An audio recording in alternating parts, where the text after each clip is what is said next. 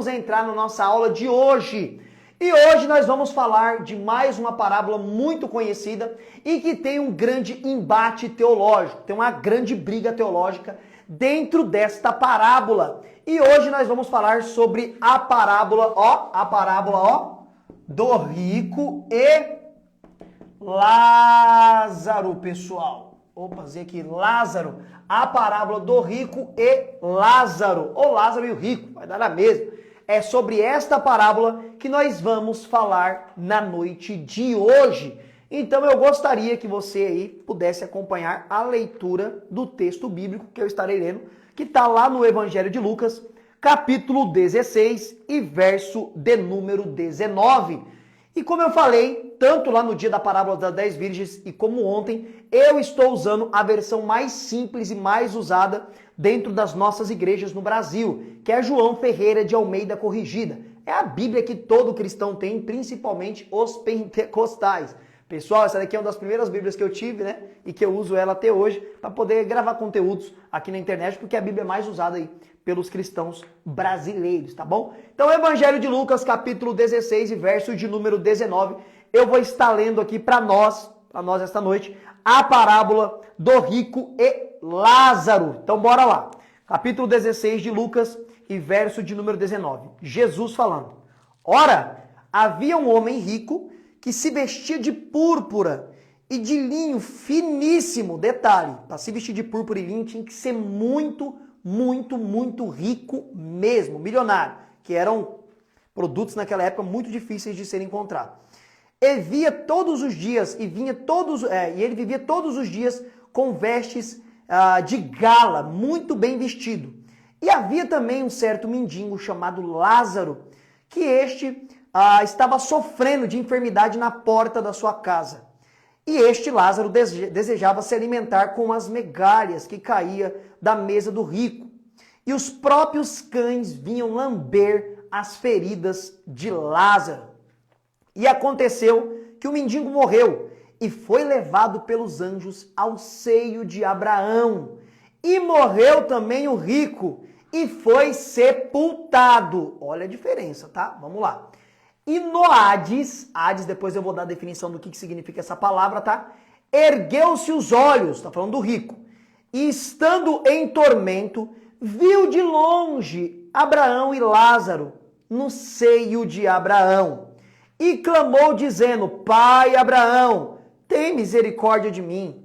Manda que Lázaro molhe a ponta do seu dedo para refrescar a minha língua, porque estou em tormento nestas chamas.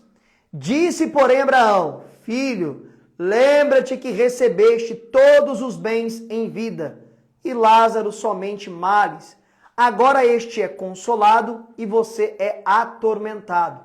Além disto, entre nós está posto um grande abismo, de sorte que ninguém pode passar daqui para aí e daí para cá. E ele disse, por favor, eu rogo, ó pai, que mandes à casa de meu pai alguém, pois eu ainda tenho 5 irmãos, para que eles também não venham para este tormento.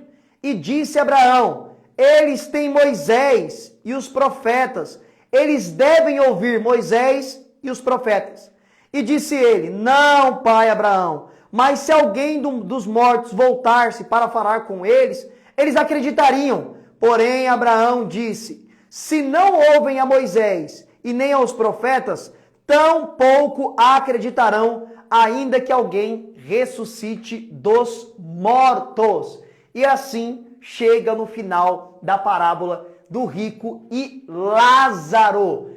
Com certeza é uma das parábolas mais pregadas ou mais lidas e mais ouvidas no meio cristão.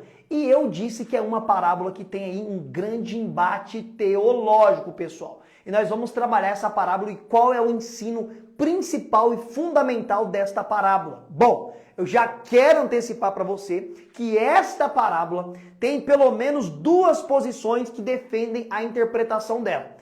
Uns vão defender que o ensino principal dela é sobre a riqueza, porque fala de um rico e de um pobre. Já outros vão defender que, na verdade, esta parábola, o ensino fundamental e principal dela seria para onde vai a alma após a morte. Então, o embate teológico é entre essas duas escolas de interpretação. Uns que defendem que não tem nada a ver para onde que vai a alma, fala somente sobre riqueza, e os outros que defendem que, na verdade, esta parábola, o ensino maior que ela passa, que Jesus quis ensinar, é para onde a alma vai depois da morte. E aqui eles acham a base para mostrar que não tinha um estado intermediário, porque a posição que entende, que só fala sobre riquezas, esta parábola, eles vão defender que, na verdade, quem está morto, a alma está inconsciente, está dormindo. É aquilo que é chamado do sono da alma, o estado de inconsciência, que seria um estado intermediário até a ressurreição. Lembrando que o meu papel aqui hoje é expor as posições e respeitando tanto quem crê na posição que está dormindo e quem crê na posição que não está dormindo. Quem crê na posição que está falando sobre riqueza e quem crê na posição que está falando sobre o destino da alma após a morte. O meu papel aqui não é brigar e debater com nenhum de vocês, é expor a parábola. É claro que eu vou trazer aquela interpretação pontuada que eu acho que é a mais clara à luz do texto, mas eu não quero arrumar briga com a outra posição. Beleza? Então bora para a interpretação, se você já está preparado, porque eu estou fervendo aqui para interpretar essa parábola junto com você. Bom, algo muito curioso que tem dentro dessa parábola, quando Jesus começa a falar sobre um homem rico que se vestia de vestes de gala, né, vestes luxuosas. Para vestir de linho púrpura, tinha que ser milionário. Porque eram tecidos caríssimos, pessoal, caríssimos, que a maioria nem era produzido em Jerusalém. Isso daí era o comércio ali dos nômades, dos árabes, né? Daquelas regiões ali que comercializavam esse tipo de tecido. Até mesmo alguns do Egito é comentado e tem essa especulação, beleza? Então, dentro da parábola, Jesus coloca um homem muito rico mesmo, e um contraste muito grande. Na porta desse homem rico, um pobre miserável, com feridas grandes, provavelmente fedendo, e um cachorro lambendo as suas feridas. E ninguém dava nada para ele, né? Já é uma lapada na cara daqueles que são ricos, que têm uma grande fortuna e despreza os mais humildes, despreza os mais pobres. Por que não poderia ajudar este que estava ali na miséria, na porta da sua casa, como diz a parábola? E os cachorros lambendo a sua ferida. Porém, Jesus continua dizendo que o pobre morreu, Lázaro, o pobre Lázaro morreu. Isso aqui é muito legal, pessoal, porque, Lázaro, guarda este nome. Esta é a única parábola da Bíblia que aparece um nome de uma pessoa. Nas parábolas da Bíblia não aparece nome de pessoa, aparece credor, aparece algumas até profissões. Filho pródigo, né? O pai amoroso lá, da ideia do filho pródigo, mas não aparece o nome. Esta é a única parábola que aparece o nome. E nós não podemos fazer uma confusão falando que esse Lázaro aqui era aquele amigo de Jesus que Jesus vai ressuscitar. Não é o mesmo personagem, pessoal. Apesar que tem pessoas que dizem que é o mesmo personagem, mas isso não está claro na parábola. Esse Lázaro, o amigo de Jesus, não era miserável assim, que ficava mendigando na porta de um rico, não, pessoal. Não pode fazer essa baderna, tá bom? Isso daí é um erro de interpretação, um erro de exegese. Exegese é uma das matérias que nós usamos no mundo acadêmico que nos ensina a fazer uma interpretação bíblica, beleza? Então guarde-se esta ideia aqui, né? E aliás, essa verdade.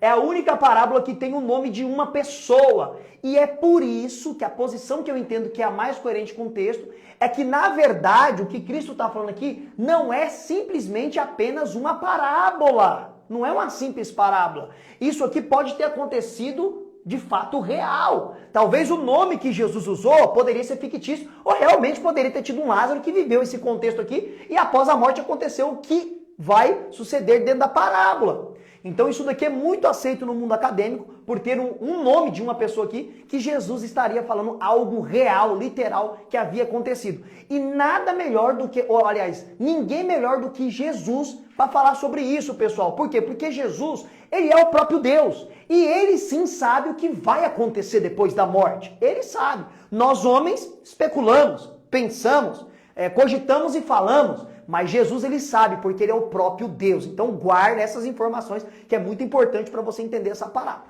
Ele morreu, e diz o texto que os anjos levaram ele para o seio de Abraão, que era um lugar chamado Hades. E eu vou explicar aqui o que significa Hades, tá bom? Ele foi levado para esse lugar. Diz o Senhor Jesus que o rico também morreu e foi sepultado. E quando ele se deu por si, ambos estavam num lugar meio parecido, ou no mesmo lugar, com uma diferença. Porque diz o rico aqui que ele estava em tormento, pediu para Abraão deixar que Lázaro molhasse a ponta do dedo e refrescasse ele, que ele estava em tormento. E olha que legal, pessoal. Essa ideia que Jesus traz aqui do seio de Abraão, se você ler o Velho Testamento, você não vai achar essa ideia do seio de Abraão. Na verdade, esta ideia do seio de Abraão que Jesus Cristo usa aqui nesta parábola, ela se popularizou mais ou menos 400 a 300 anos antes de Jesus Cristo. Eles começaram a ter uma ideia, alguns judeus, né? Principalmente aqueles que voltaram da Babilônia, seus descendentes, começaram a ter uma ideia de um lugar que após a morte, eles iam encontrar Abraão, Isaque e Jacó. Tanto que um livro apócrifo, o que é um livro apócrifo? São alguns livros da cultura judaica que não entraram na Bíblia. Por quê? Porque tiveram alguns erros de tradição, aliás, erros de compilação, erros de acréscimo, erros geográficos. Não passou nas reuniões ali dos judeus, né, para tratar o que seria a Bíblia do Velho Testamento, então não entrou na nossa Bíblia. Aí é tema para outra live, para outras aulas, beleza? Mas tem um livro chamado Quarto Macabeus, no capítulo 13, verso 17, lá está escrito sobre o seio de Abraão. Estes livros apócrifos, eles contêm bastante conteúdo histórico do contexto em que eles foram escritos. Então, muitas coisas desses livros apócrifos estava certinho com a história. Exemplo, nenhum dos livros apócrifos de Macabeus, não tem só 4, tem até mais, é citado uma festa que o próprio Jesus depois vai celebrar lá na época com os seus apóstolos, né? Essa festa ela vai ser festejada junto com os seus apóstolos. É uma festa que nasceu no período da revolta dos Macabeus. Esses Macabeus eram um grupo de sacerdotes que na época em que os gregos invadiram lá Jerusalém com a cultura grega, eles se rebelaram para mandar embora a cultura grega e a cultura romana, greco-romano, mais os gregos, tá bom? E um dos mais famosos que tinha dentro da família dos Macabeus, Judas Macabeus, Matatias Macabeu, Jonatas Macabeus, eram tudo de família de sacerdotes, beleza? Então, esta ideia do seio de Abraão, ela era muito forte no contexto de Jesus. Eles tinham essa ideia na cabeça, que aquele que morreu debaixo das leis do Deus de Abraão, Isaque e Jacó, quando eles morriam, eles eram conduzidos para o seio de Abraão. E a ideia de que esse seio de Abraão era no mesmo lugar do Hades, e agora eu quero definir para você o que significa Hades. A palavra Hades significa mundo dos mortos, ó, mundo dos mortos, significa mundo dos mortos. A palavra Hades significa isso. Então, o mundo dos mortos, dentro da ideia do judaísmo do primeiro século, era no mesmo lugar do seio de Abraão. E isso também é encontrado em um livro apócrifo, que é o Apocalipse de Sofonias, que é um livro que surgiu também nesse período ali de 400 a.C., até meados ali, perto do nascimento de Cristo, surgiu esses monte de livros apócrifos de cultura judaica. Neste livro chamado Apocalipse de Sofonias, fala-se que este mundo dos mortos era praticamente no mesmo lugar ali da ideia de onde que era o seio de Abraão. Tanto que dentro desta parábola, Jesus traz esta ideia que era popular entre eles. Era bem forte essa cultura entre eles. Que o rico, ele olhava, ele conseguia ver onde estava Abraão e onde estava Lázaro. E aí tem uma conversa, ele quer ser aliviado e não pode ser aliviado, porque Lázaro fala, aliás, porque Lázaro não, porque Abraão fala o seguinte, olha que legal. Abraão fala assim, não tem como ele fazer isso. Não tem como ele te ajudar, por quê? Porque entre nós tem um grande abismo. Aqui está Abraão, aqui está o rico, ó. Não tem, apagar essa perninha aqui, rico. Entre o rico e Abraão há um grande abismo que ninguém pode passar daqui para lá, nem de lá para cá.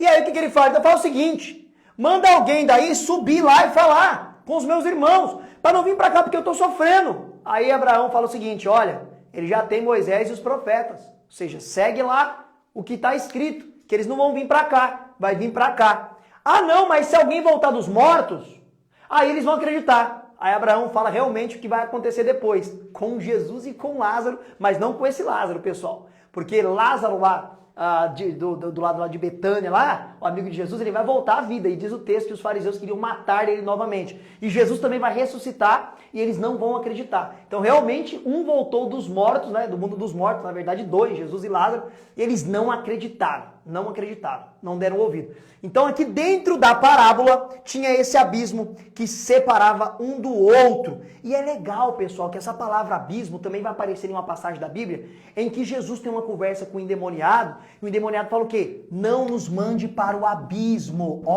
não nos mande para o abismo, dependendo da tradução que você lê. E aí alguns pensam que era esse abismo aqui, entre o lugar de sofrimento e entre o lugar aqui que era chamado seio de Abraão. Beleza? Pessoal, a ideia da parábola em si é essa aqui. Essa é a ideia da parábola. Agora nós vamos entrar nas dificuldades de interpretação e na briga, como eu falei no começo. Logo no começo eu falei que tem aqueles que entendem que essa parábola só fala sobre riqueza, e aí nós teremos um problema, pessoal. Se todo rico for para o mundo dos mortos, para o sofrimento, para o inferno, aí nós vai ter um grande problema. A Bíblia não condena a riqueza, pessoal. O rico aqui, a Bíblia não condena a riqueza. A Bíblia condena o amor na riqueza. Aonde está o seu coração, ali está o seu Deus. Cristo compara riquezas como um Deus, porque se ela tiver no seu coração em prioridade, ela se torna uma idolatria e um Deus. A riqueza é a raiz de todos os males quando você tem amor por ela, quando ela te domina, quando ela é o centro da sua vida. Veja bem, o homem mais rico da história da humanidade, segundo a Bíblia, nós entendemos que ele morreu salvo, que foi Salomão. Salomão foi o homem mais rico que existiu na história da humanidade, e ele morreu salvo. Olha a história de Jó, ele era o homem mais rico do Oriente, imagina lá pro lado da Ásia, tudo lá na época dele, ele era o homem mais rico. E olha a fidelidade daquele homem. Então o problema não está na riqueza, mas sim no amor à riqueza, galera. É por isso que eu entendo que o tema central desta parábola do rico e Lázaro não é apenas a riqueza, que fala sobre um rico que desprezou um pobre, fala, mas a ideia central não é essa. Você vê que a ideia central é para onde que vai a alma após a morte. Esta é a ideia central da parábola. Parece que fica nítido e não tem como interpretar de outra forma. Se este não for o ponto culminante da parábola, vai ser só sobre a riqueza? Aí vai arrumar esse problema que todo rico não vai ser salvo? Aí vamos cometer uma grande inferência interpretativa. Mas aí tem os nossos irmãos que acreditam assim, eu respeito, e eles são aquela posição que nós chamamos no mundo teológico, que são aqueles que acreditam no sono da alma. Por quê? Porque eles acreditam que depois da morte, ninguém está consciente, a alma não está consciente. Quando esse corpo tomba, morre, eles entendem que a alma fica num sono profundo, aguardando a volta de Cristo para o arrebatamento. É isso que eles entendem, né? Uma posição teológica. Apesar que os adeptos dessa posição teológica não são muitos, né? A maioria esmagadora não crê assim, crê da outra forma que eu vou falar. Mas tem sim bons teólogos, ótimos professores, né? Grandes homens e mulheres de Deus que acreditam que quem está morto está dormindo. Tá bom? Tranquilo. E por que eles acreditam assim? Por conta de algumas palavras que se encontram na Bíblia Sagrada. E eu quero mostrar algumas aqui para vocês. Exemplo, 1 Reis, capítulo 2 e verso de número 10. Lá está escrito, e dormiu Davi com seus pais.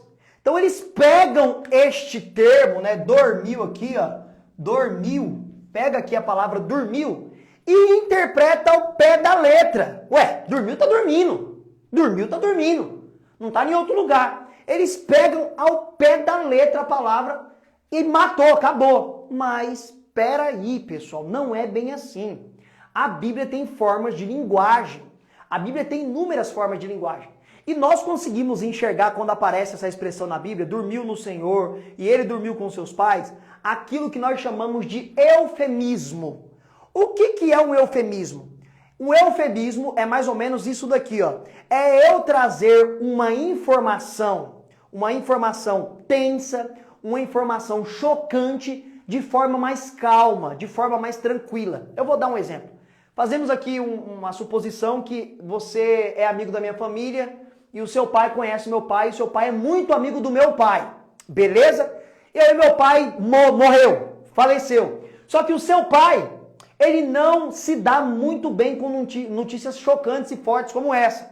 Ele pode ter um colapso e passa mal. E aí eu quero trazer informação para o seu pai que o amigo dele, que é o meu pai, morreu.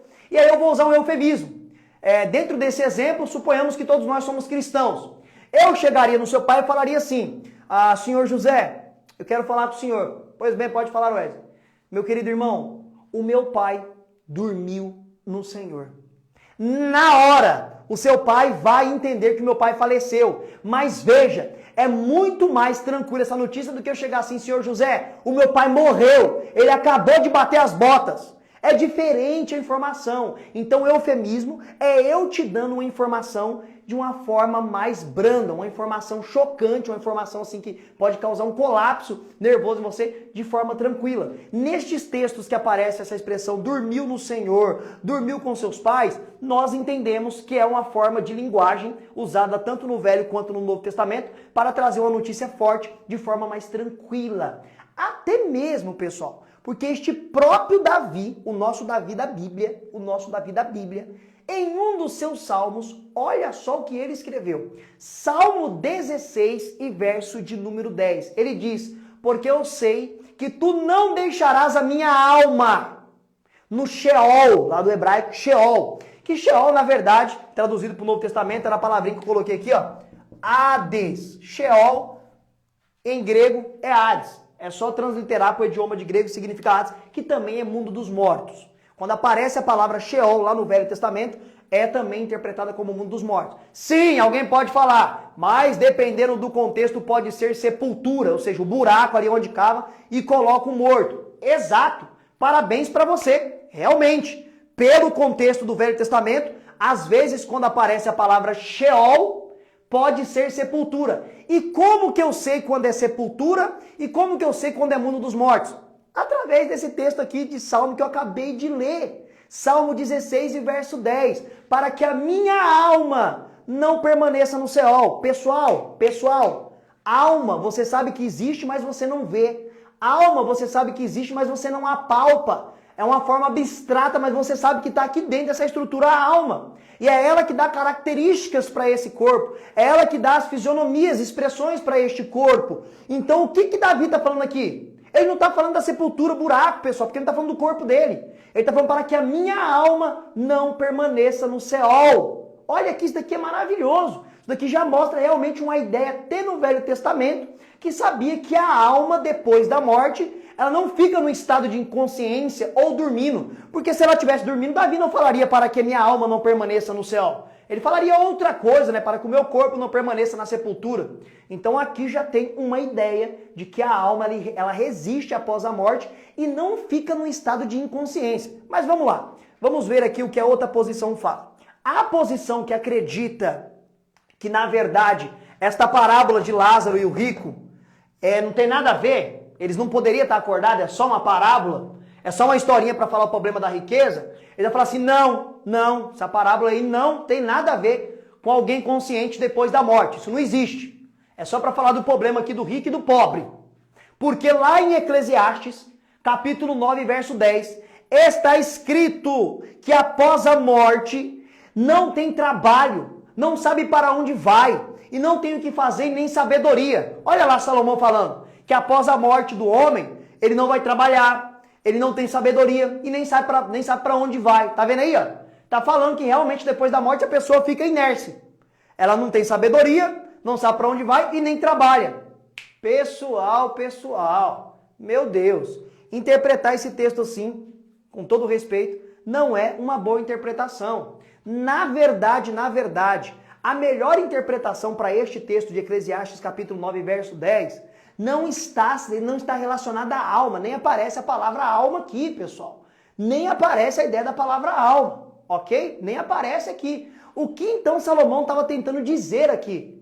O corpo morto, sem alma, sem o espírito, ele não vai trabalhar. Não tem mais sabedoria nenhuma nele. E ele nem sabe para onde que ele vai, esse corpo, porque está inanimado, está sem vida, está morto. Está morto. Então o corpo na sepultura, ele não trabalha mesmo. O corpo ali no buraco, ele não tem sabedoria nenhuma nele, não tem mais a alma ali, o espírito que era a razão dele, que era o subconsciente dele, não está mais ali. Então Salomão estaria falando dentro deste texto aqui sobre o fim do corpo do homem, que está ali sem nada, só a carcaça que vai voltar para o pó, como diz o próprio Deus, que vai voltar para o pó da terra. É simplesmente isso aqui a melhor interpretação para esse texto. Mas eu respeito o meu irmão e a minha irmã que entende realmente que esse texto aqui está falando que depois da morte a alma vai ficar dormindo, inconsciente, não trabalha, não faz nada, não pensa e está ali num estado intermediário, que também é um grande problema, que ninguém sabe de onde que é esse estado intermediário. Quando você conversa com as pessoas que defendem a posição do sono da alma, eles não falam de onde que elas estão dormindo, não falam. E eu sei por que eles não falam de onde que essa alma está dormindo, para arrumar um grande problema. Porque se falar que essa alma está dormindo no céu, aí vai ter um grande problema. Imagina um monte de alma dormindo no céu. Não tem um texto para afirmar isso. Então eu acho muito complicado interpretar esse texto dessa forma, pessoal. É um grande problema. Mas agora vamos ver também o outro lado, né? O que o outro lado pensa e quais os textos bíblicos que o outro lado pensa e defende para provar que quem morreu está consciente, igualzinho na parábola. Quem morreu sem Deus já está em sofrimento e quem morreu com Deus já está aqui na bem-aventurança, né? Já está ali desfrutando das bem-aventuranças. Quais são os textos? Primeiro, que tem algo muito legal. Eu vou trazer aqui uma possibilidade de interpretação teológica. Beleza? No Velho Testamento, então, a ideia, como Jesus ele viveu ainda debaixo da lei, pessoal. O Novo Testamento é inaugurado na cruz e alguns pensam que em Atos dos Apóstolos também vai ter essa briga. Não, o Novo Testamento é inaugurado lá em Atos dos Apóstolos, quando nasce a igreja. Não, é inaugurado na cruz. Enfim, na cruz, em Atos, do jeito que você achar melhor, o Novo Testamento é inaugurado ali no Novo Testamento mesmo, tá bom? Mas como Jesus ainda viveu debaixo da lei, e ali é considerado praticamente Velho Testamento ainda, eles tinham essa ideia que morreu, descia-se para o seio de Abraão. Não é no centro da terra não, pessoal. A ideia é descer ali é mais cultural, porque tem espaço, vácuo para baixo aqui do universo, para cima, para um lado e para o outro. Ninguém nem sabe na onde que é o mundo espiritual, em que dimensão que é, uma dimensão espiritual. Não tem como falar que é nesse céu aqui em cima, galáctico. Não, não é. É algo, numa dimensão espiritual que Deus o sabe. Então a ideia deles é que descia para o seio de Abraão. Porém, olha o texto do apóstolo Pedro, primeira carta de Pedro, capítulo 3 e verso de número 19. Ele diz que naquele período em que Cristo esteve morto, ele desceu e pregou a espíritos em prisões. Opa, peraí. Ele desceu, lembra da ideia? Hades, para baixo. Lembra? Seio de Abraão, para baixo.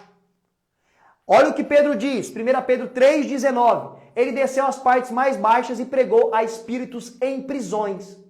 Que espíritos são esses, pessoal? Alguns entendem que, na verdade, o que Pedro está dizendo aqui, como o contexto antes dele falar essa verdade aqui, ele fala sobre a nação diluviana. As pessoas do tempo... perdão, deixa eu tomar um pouquinho de água pra você com a boca. Um pouquinho antes aqui, o apóstolo Pedro, ele está falando dos homens que viveram na época de Noé. E logo na sequência ele vai falar que Cristo desceu às partes mais baixas e pregou espírito em prisões. Alguns vão falar o seguinte, não, na verdade isso daqui não é literal. A alma, o espírito de Jesus não desceu lá para pregar para espírito em prisões.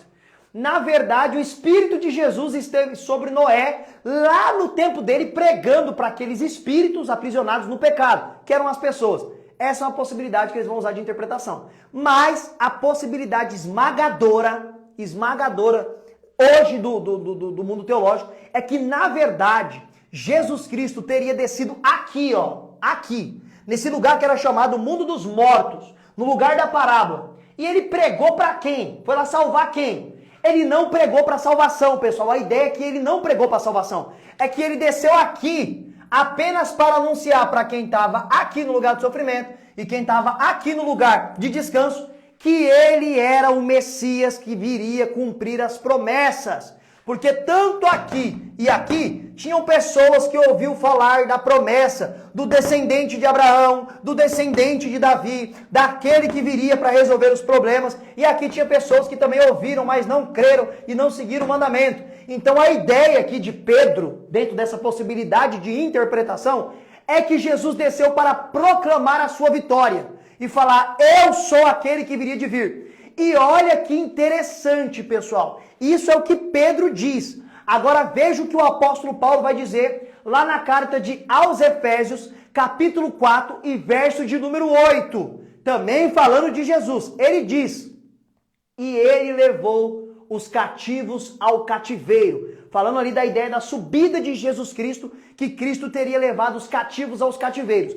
Dentro dessa possibilidade de interpretação, juntando esse texto de Pedro com esse texto de Paulo, qual que seria a ideia? Que Cristo desceu aqui, proclamou a sua vitória, e após proclamar a sua vitória, ele pegou este lugar aqui, seio de Abraão, que era chamado de paraíso, e ele levou eles para o céu. Essa é a ideia interpretativa hoje mais aceita no mundo acadêmico. É óbvio que há grandes teólogos, grandes nomes da teologia, que não creem assim, preferem acreditar na primeira possibilidade que eu passei. Não tenho problema nenhum, respeito a posição de vocês, maravilha. Porém, eu entendo que a melhor interpretação para esta situação seria essa que eu acabei de passar, porque esses textos só faz sentido dentro dessa construção teológica. Então, Jesus teria levado esse lugar que era chamado seio de Abraão, que era o paraíso, lá para o céu de Deus. E olha que interessante, pessoal. O mesmo apóstolo Paulo, ele diz em 2 Coríntios, capítulo de número 12 e verso 4, que ele conhece um homem, ele está falando dele mesmo, ele fala na terceira pessoa, que foi arrebatado ao terceiro céu, viu coisas que não era lícito nem dizer aos homens, e ele diz que nesse arrebatamento que ele foi para o céu, ele viu o paraíso. Olha aí, o paraíso que era aqui, o seio de Abraão, que nessa ideia aqui foi levado. Esses cativos, por que cativos? Porque eles estavam presos nesse lugar chamado mundo dos mortos. Estava em lugar de descanso? Estava. Mas era um lugar que eles não podiam sair. Lembra da parábola? Ninguém pode sair daqui, ninguém pode voltar. Então a ideia aqui que levou o cativo ao cativeiro é que eles estavam presos aqui, não podiam sair daqui. Não era a habitação de Deus aqui, não era o céu de Deus. Mas aí Jesus veio, pegou eles e levou eles, porque eles estavam cativos, levou eles cativeiro, como presos, mas presos de libertação agora, levando para o céu de Deus. E aí vem Paulo, lá em 2 Coríntios, capítulo 12, verso 4, e ele diz que viu no céu o paraíso. Olha que top, legal. Olha que legal, pessoal. Olha que legal essa interpretação bíblica. Agora, deixa eu perguntar. Você já tinha ouvido essa interpretação? Você já tinha ouvido essa explicação? Manda aqui embaixo para mim se você tinha ouvido, enquanto eu vou tomar um pouquinho de água aqui, que a minha garganta já está seca. Manda aqui embaixo para mim.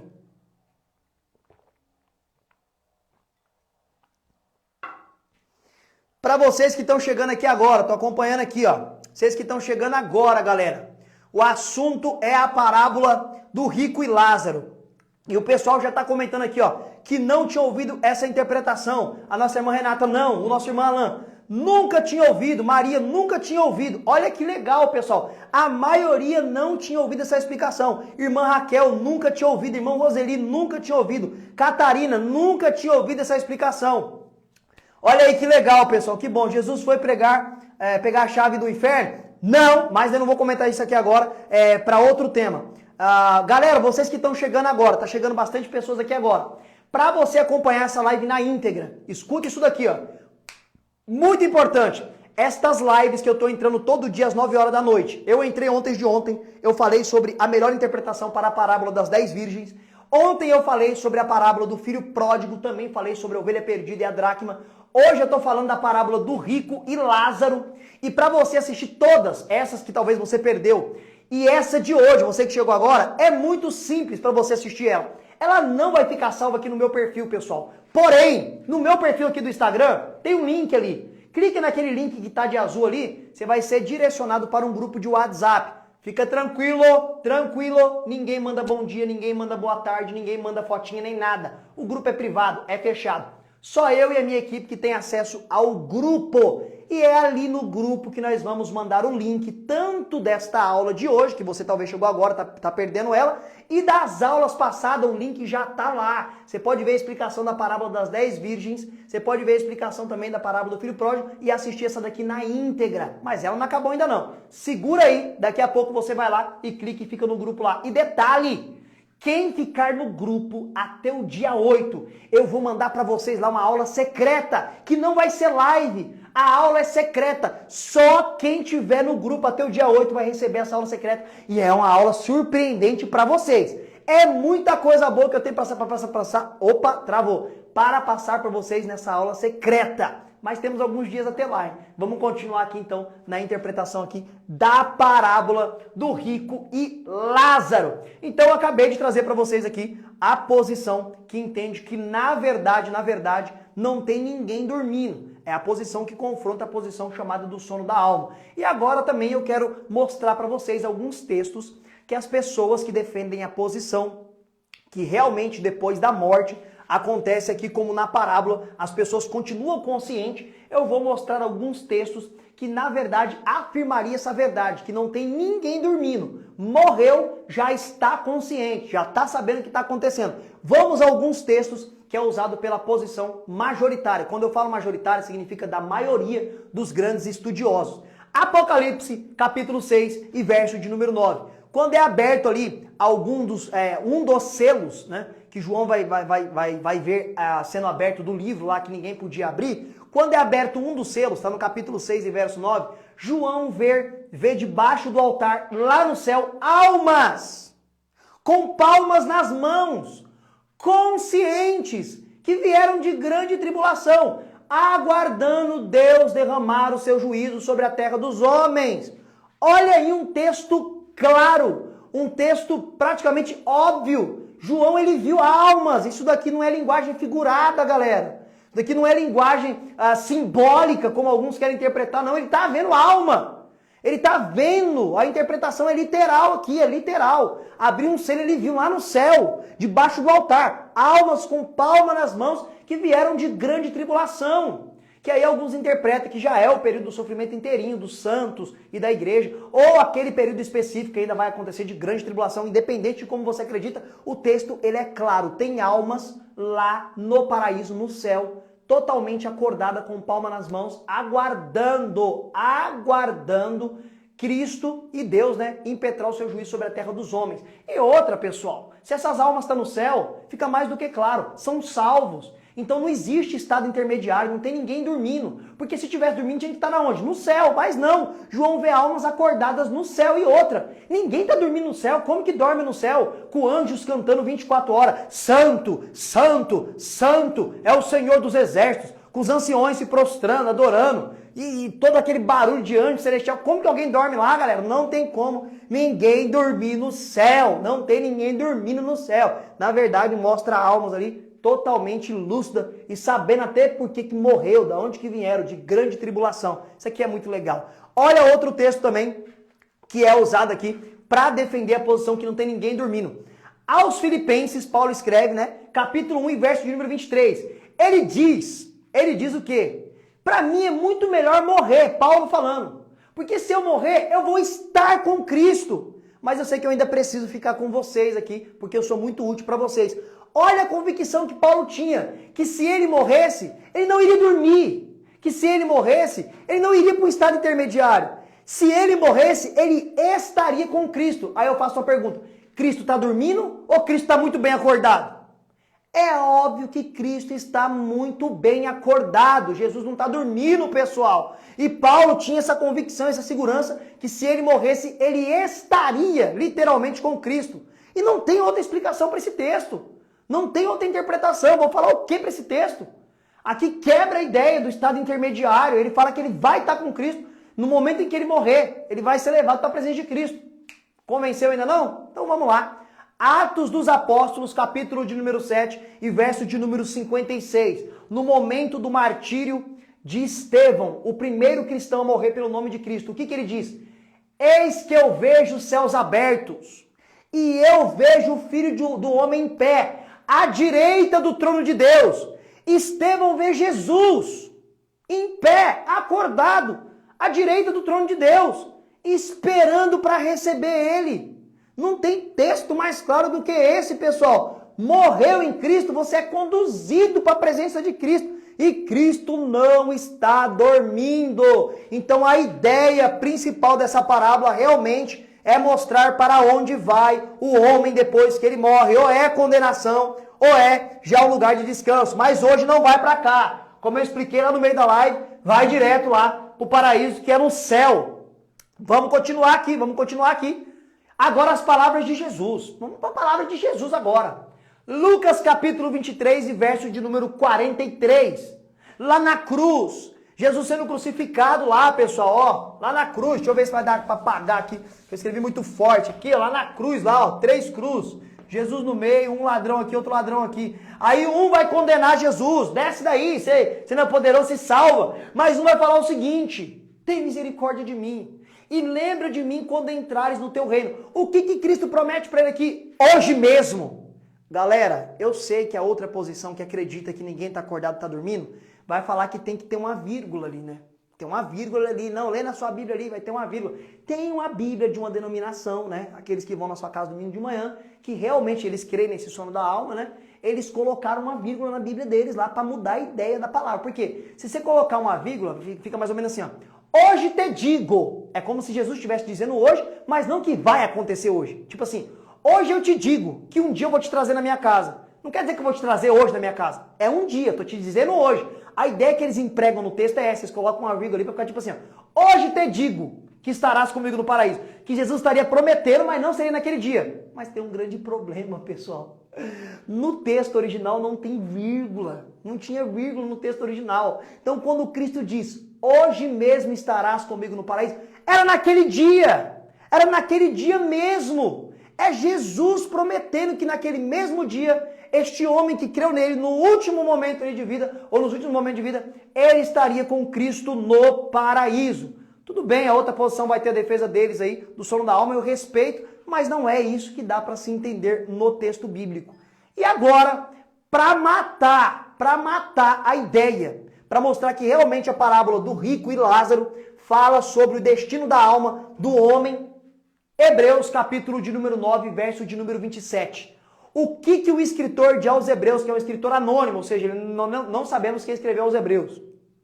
Alguns falam que foi Paulo, outros falam que foi Apolo, enfim, não sabemos ao certo quem escreveu. Mas ele escreve no capítulo 9, verso de número 27, que ao homem está ordenado morrer uma única vez. E logo depois dessa morte, segue-se o juízo. Olha aí, pessoal, não tem estado intermediário. Você não vai achar um texto falando que a pessoa morre, vai esperar e aguardar num lugar. Não existe purgatório defendido pelos católicos. Não existe isso, pessoal. Não existe esse lugar intermediário. O texto é claro, Hebreus 9, 27. O homem depois da morte segue-se o juízo. O que é juízo? Ou é sofrimento ou é lugar de descanso, bem-aventurança, presença de Deus. Esses são alguns dos textos usados pela maioria esmagadora que defende a ideia de que realmente esta parábola fala do destino da alma do homem após a sua morte. É a interpretação mais clara desta parábola. E mais uma vez eu quero perguntar, você já tinha ouvido a interpretação desta parábola desta forma e todos esses textos usados para corroborar, ou seja, reafirmar e validar essa parábola como algo que realmente aconteceu e acontece até hoje? Manda aqui embaixo enquanto eu tomo mais um pouquinho de água, que eu tenho coisas importantes para falar para vocês. Manda aqui. Vamos ver. Manda aqui embaixo. Ah lá. Vamos ver, olha lá. Não. Wagner não tinha ouvido essas interpretações, não tinha ouvido esses textos ser usados. Olha lá. Bie. Eu não. Olha lá, tem uma galera aqui que nunca tinha ouvido. Eu nunca ouvi. Marita, a Vânia, nunca tinha ouvido. Gerson, nunca tinha ouvido. Olha que legal, pessoal. Olha que legal. Essa eu entendo que é a melhor interpretação para a parábola de rico e o Lázaro. E ó, só para relembrar, você que está chegando aqui agora, você que está chegando agora aqui na live, hoje eu interpretei, junto com vocês aqui, à luz da cultura, lembrando que as parábolas devem ser interpretadas à luz da cultura, por isso que eu trouxe a cultura da ideia do seio de Abraão, que nasceu ali 300 a 400 anos antes de Jesus, para vocês entenderem que está muito ligado à cultura, tá bom? E ó, você que chegou aqui agora e perdeu a live não vai ficar salva aqui no meu Instagram, não vai. E talvez você já perdeu a de ontem e de ontem de ontem. A primeira live desse nosso 7 dias do desafio com Deus, e eu quero ver quem vai chegar no final, eu quero ver, eu fiz um desafio para você, que vai ficar aqui 7 dias comigo entrando para aprender a Bíblia. O primeiro dia eu falei sobre a parábola das 10 virgens, já tá lá no grupo. O segundo dia, que foi ontem, eu falei sobre a palavra do filho pródigo, já tá lá também o link no grupo. E hoje vai ser disponibilizado lá também o link para assistir essa parábola na íntegra. E na onde que é este grupo e como que eu faço para entrar nesse grupo, professor Wesley? É simples.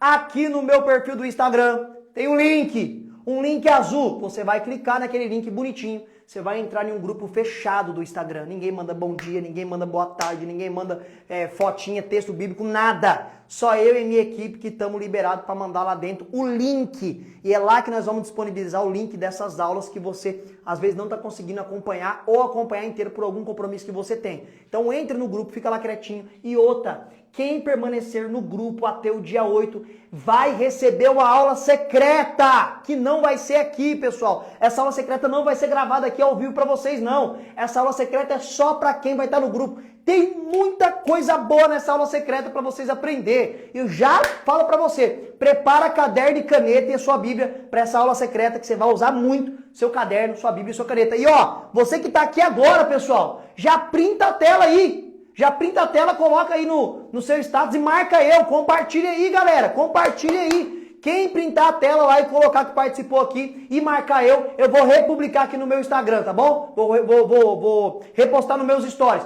Pode marcar eu lá, que eu vou colocar para aparecer aqui também e mostrar que você está participando e está cumprindo mesmo. Está cumprindo o desafio aí dos 7 dias com Deus.